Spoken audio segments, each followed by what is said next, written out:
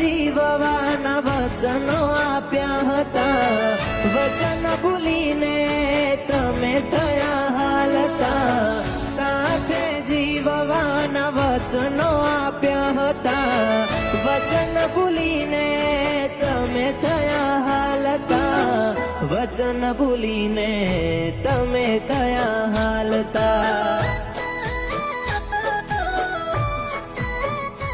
હો કાશ તમે મારા જોડે વાત કરી હોત, એક વાર તારા દિલને પૂછી લીધું હોત, તો આવી રીતે જાન રડતા ના હોત.